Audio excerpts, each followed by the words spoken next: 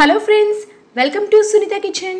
ఈరోజు మన ఛానల్లో ఒక హెల్దీ అండ్ టేస్టీ రెసిపీ గురించి తెలుసుకుందాము. అదేంటంటే ఎంతో హెల్దీ అయినటువంటి కరివేపాకు రైస్ అండి. హెల్త్కి చాలా చాలా మంచిది. అంతేకాదు టేస్ట్ కూడా సూపర్గా ఉంటుందన్నమాట.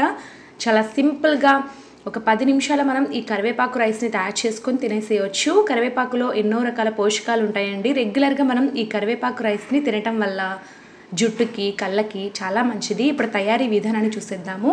ముందుగా స్టవ్ మీద ఒక కడాయి పెట్టుకొని 1 టీ స్పూన్ దాకా ఆయిల్ వేసి వేడి చేసుకోవాలండి. ఆయిల్ వేడెక్కిన తర్వాత 1 టేబుల్ స్పూన్ దాకా మినప్పప్పు, 1 టేబుల్ స్పూన్ దాకా శనగపప్పు వేసి వీటిని దోరగా వేయించుకోవాలి మీడియం ఫ్లేమ్లో. ఈ దినుసులు వేగిన తర్వాత 1 టేబుల్ స్పూన్ దాకా ధనియాలు, 1 టీ స్పూన్ దాకా జీలకర్ర, 6 నుంచి 7 ఎండుమిర్చిని వేసి బాగా ఫ్రై చేయండి.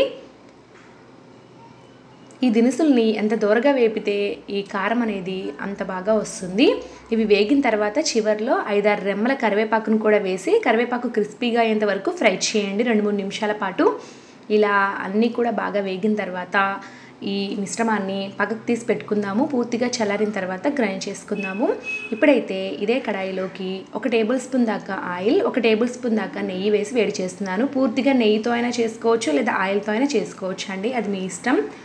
ఈ నెయ్యి పూర్తిగా కరిగిన తర్వాత ఇందులోకి పల్లీలను వేస్తున్నాను 2 టేబుల్ స్పూన్ల దాకా.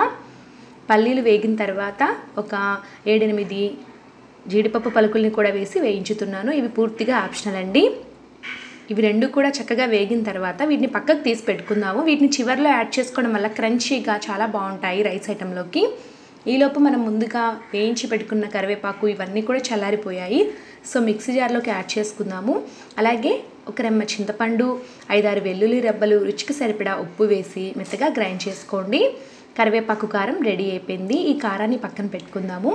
ఇప్పుడైతే కడాయిలోకి ఆయిల్ ఉంది కదండి, ఈ ఆయిల్లోనే ముందుగా పోపు దినుసులు వేసుకుందాము. మినపప్పు, శనగపప్పు, ఆవాలు, జీలకర్ర, పోపు దినుసులు అన్నీ కలిపి 1 టేబుల్ స్పూన్ దాకా వేసుకోండి. పోపు దినుసులు ఎంత ఎక్కువ వేసుకుంటే రైస్ ఐటెంలో తినేటప్పుడు అంత బాగుంటుందండి. అలాగే 3-4 పచ్చిమిర్చిని చిన్న ముక్కలుగా కట్ చేసి వేసుకోండి. కొద్దిగా ఇంగువ కూడా వేసుకొని ఫ్రై చేయండి. అంతేనండి, మనకి ఇక్కడ పోపు రెడీ అయిపోయింది. వెంటనే ముందుగానే పొడి పొడిగా ఉడికించి పెట్టుకున్నటువంటి అన్నాన్ని వేసుకోవాలి. ఇలా అన్నం వేసుకున్న తర్వాత ఇందులోకి కరివేపాకు కారం గ్రైండ్ చేసుకున్నాం కదా, అది వేయండి.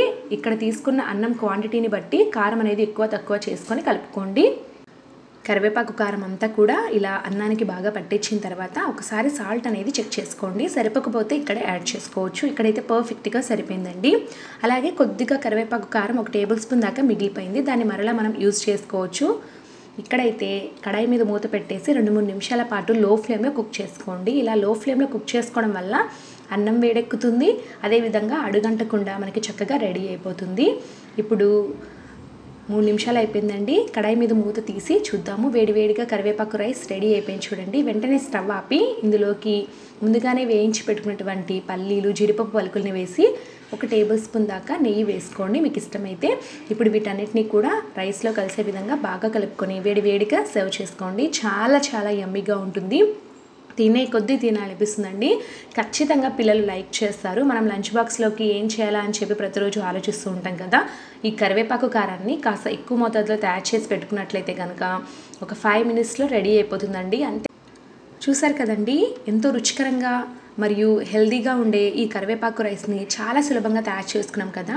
మనం ఇక్కడ తయారు చేసి పెట్టుకున్నటువంటి కరివేపాకు కారాన్ని కాస్త ఎక్కువ మోతాదులో తయారు చేసి పెట్టుకొని పిల్లలకి రెగ్యులర్గా ఇలా రైస్ రూపంలో అందచేయడం వల్ల వాళ్ళు తెలియకుండానే ఒక హెల్దీ ఐటమ్ని తిన్నట్లు అవుతుందండి. కరివేపాకుని డైరెక్ట్గా మనం ఏ కర్రీలో, ఫ్రైలో వేసినా కూడా వాళ్ళు పక్కకు తీసి పెట్టేస్తూ ఉంటారు వాళ్ళకి తెలియకుండానే. సో ఇలా మనం గ్రైండ్ చేసి ఇవ్వడం వల్ల వాళ్ళు తీయడానికి ఛాన్స్ ఉండదన్నమాట. సో వాళ్ళకి మనం హెల్దీగా తినిపించినట్లు అవుతుందండి. తప్పకుండా ట్రై చేయండి. పిల్లలైతే చాలా ఇష్టంగా తింటారు, పెద్దలకి కూడా చాలా బాగా నచ్చుతుంది.